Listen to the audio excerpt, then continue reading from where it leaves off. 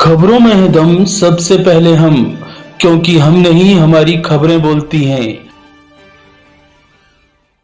हरे कृष्णा, राधे राधे दोस्तों। मैं हूं कमलेश मिश्रा और आप मेरे साथ देख रहे हैं रेवा इंडिया न्यूज। तो चलिए देखते हैं आज की यह खबर। फिर सुर्खियों में लकड़ी माफिया।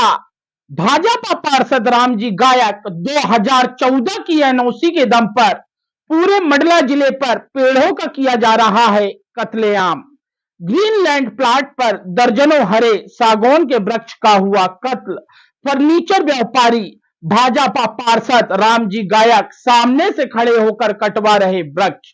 पावर नहीं फिर भी ग्राम पंचायत ने दी काटने की अनुमति। मिली भगत और लेन देन की चर्चा व्याप्त मंडला। पर्याप्त ऑक्सीजन व्याप्त रहे इसके लिए विभिन्न स्तर पर पर्यावरण संरक्षण के लिए पौधारोपण करना, वृक्ष को सुरक्षित बनाए रखने का प्रयास किया जा रहा है। पिछले दिनों तो मां नर्मदा नदी के किनारे पौधारोपण करने पर न जाने कितनी राशि सरकार ने खर्च की है, पौधे कितने तैयार हुए, कोई आंकड़ा स्पष्ट सामने नहीं आया है। लेकिन इसके विपरीत ग्रीनलैंड पर अवैध प्लाटिंग होने से वृक्षों को बेरहमी से काटा जा रहा है। ऐसा ही मामला विगत दिवस शहर से लगी हुई ग्राम पंचायत सकवाहा के पोषक ग्राम रामबाग के झूला पुल के समीप नदी के किनारे हल्का नंबर 90 खसरा नंबर 4/3/2/1 पर लगे हुए 10 सागौन के हरे वृक्ष एवं 3 सूखे वृक्षों को पटवारी, सरपंच, सचिव एवं भूस्वामी की मिलीभगत से फर्नीचर व्यापारी भाजपा पार्षद लकड़ी माफिया रामजी गायक द्वारा मशीन से काट दिया गया। यह दृश्य देखकर स्थानीय उप सरपंच हीरालाल बरमैया द्वारा आपत्ति जताते हुए वन विभाग को सूचना देकर 181 सीएम हेल्पलाइन में शिकायत दर्ज की गई। जानकारी मिलते ही मीडिया के लोग मौके पर पहुंचे तो शेष अन्य वृक्ष बच गए, नहीं तो यह संख्या और भी अधिक हो सकती थी। समय पर वन विभाग की टीम पहुंची गई लेकिन कार्रवाई करने में असमर्थता व्यक्त की गई क्योंकि यह मामला राजस्व विभाग के अधीन है। लगभग 4 घंटे के बाद राजस्व विभाग की टीम द्वारा पहुंचकर पंचनामा बनाते हुए कटे हुए वृक्षों को जब्त किया गया। बताया गया कि भूस्वामी दिलीप कुमार पिता रामेश्वर गौतम एवं महेंद्र कुमार पिता हल्कू राम तेजा के आवेदन पर ग्राम पंचायत द्वारा पटवारी प्रतिवेदन के अनुसार दिनांक 28/3/2025 को प्रस्ताव पारित कर उक्त सागौन के हरे वृक्ष को काटने की लिखित अनुमति दी गई थी। जानकारी के अनुसार राष्ट्रीयकृत वृक्षों को काटने की अनुमति देने का अधिकार ग्राम पंचायत को नहीं है। यह अधिकार कलेक्टर एवं एसडीएम के पास सुरक्षित है। अब सवाल यह उठता है कि पढ़े लिखे भूस्वामी उन वृक्षों को काटने के लिए ग्राम पंचायत को आवेदन क्यों दिए। यह आवेदन कलेक्टर एवं एसडीएम को देना था और आवेदन दिया भी गया था तो सचिव और पटवारी को अपने उच्च अधिकारी को संज्ञान में लाना था, लेकिन ऐसा नहीं किया गया क्योंकि कुरचने से उन वृक्षों का कत्ल किया गया। चर्चा व्याप्त है कि इस मामले में बड़ा लेन देन हुआ है। अब देखना यह है कि संबंधित जिम्मेदार कौन कौन को दोषी मानकर कार्रवाई करते हैं। फिलहाल उन वृक्षों से मिलने वाली ऑक्सीजन से हम वंचित हो गए हैं। रेवा इंडिया न्यूज के लिए कमलेश मिश्रा की यह रिपोर्ट। ग्राम पंचायत के द्वारा वृक्षों की काटने की अनुमति दी गई है, मगर उसमें सागौन के वृक्ष का ये क्लियर नहीं कि सागौन वृक्ष की दी गई है। उनके द्वारा वृक्ष नहीं लिखे हैं स्पष्ट, अनुमति तो है ना, लेकिन उनके द्वारा ये स्पष्ट नहीं लिखा गया कि सागौन के वृक्ष हैं कि इनको काटने की अनुमति दी गई है। ये पंचायत से अनुमति है बकायदा।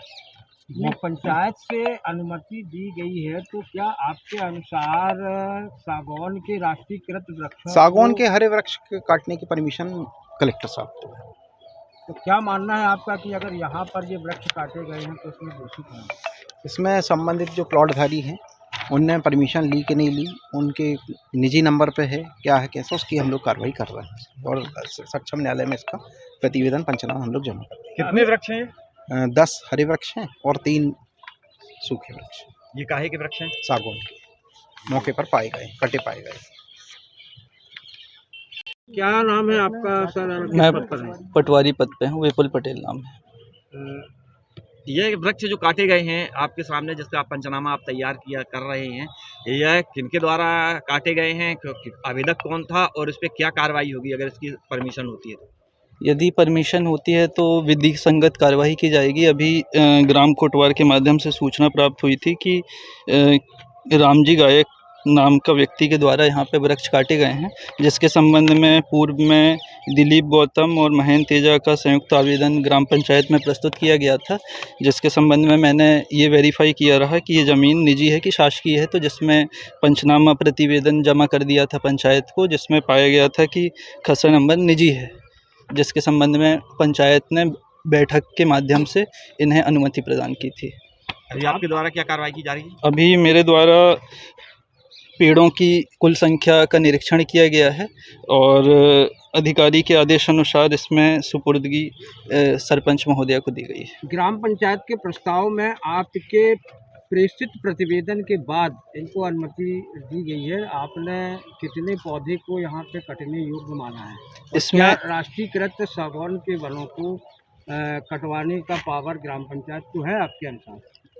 राष्ट्रीयकृत सागौन के वृक्षों के संबंध में अभी जानकारी मेरे अनुसार नहीं है और ये स्पष्ट नहीं हो पा रहा है, चूँकि ये विषय राष्ट्रीयकृत सागौन वृक्षों का था। इसके संबंध में पंचायत को कुछ और विचार करके और विधि संगत अनुमति देना चाहिए था और मेरे द्वारा पूर्व में केवल इनके संबंध में ये जांच की गई थी कि ये ज़मीन निजी है कि शासकीय है। नहीं, आपके प्रतिवेदन में उल्लेख है कि आपने लिखा है कि इतने वृक्ष आम के हैं, इतने वृक्ष। हाँ, ये निजी ज़मीनों के संबंध में कितने मौके पे पेड़ हैं। काटने योग्य हैं, नहीं, आपने लिखा है। काटने योग्य नहीं है। उसमें कुल मिला के ये लिखा गया था कि ये किस ज़मीन में है, किस रकबे में है, ये जानकारी दी गई थी। सर, ये देखा जा रहा है कि हरे पेड़ हैं सागौन के, तो काटने की अनुमति है आपको इसकी जानकारी? नहीं, जानकारी नहीं है। इसमें विधि संगत कार्रवाई की जानी चाहिए।